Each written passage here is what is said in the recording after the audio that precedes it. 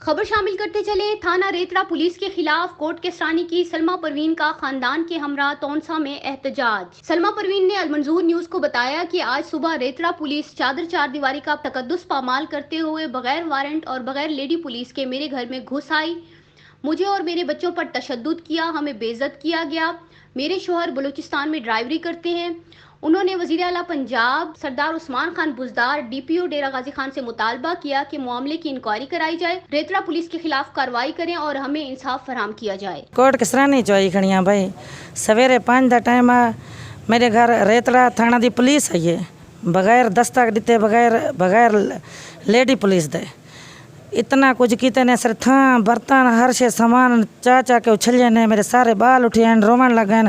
मैं को नहीं तो इतना ही खड़ी रहे हिल ना कहीं तो फ़ोन कर अपना नंबर भी ऑन न कर। सारा 75,000 रुपया चाहते ने। मेरा मजदूर बंदा घर रहता मजदूर है शुदा मजदूर ते गया बलूचिस्तान ड्राइवर है कंधा तरपेन। मेरी वज़ीर आला कने अपील है मैं हथ बद के दियाँ मैं थोड़ी धी भीण रेतड़ा थाना पुलिस दी इंक्वायरी की वजे साको इंसाफ मिले वजे। मैं कोर्ट के सराने का रिहायशी हाँ। सवेरे 5 बजे नाल पुलिस आ गई है सारा कंधा तरपी है भारी नफरी नाल और इन नाल कोई लेडी कांस्टेबल को नहीं कशे को नहीं। सारे घर आके सारी तलाशी करने लगे पूरे घर दी सारे इड उड मतलब कपड़े छपड़े हर शे खिंडा सटी ने तो सारा 75,000 रुपया लाथा है वो भी चाहती गए।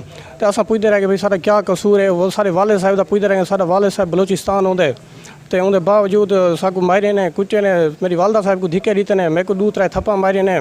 तो सारी वज़ीर आला के गुजारिश है कि भाई इन्हें तो इंक्वायरी की वे रेतड़ा थाने की पुलिस आई तो इन्हें बहुत सारे उते जुल्म किया। सारी गुजारिश है भाई इन्हें तो इंक्वायरी की उन्हें।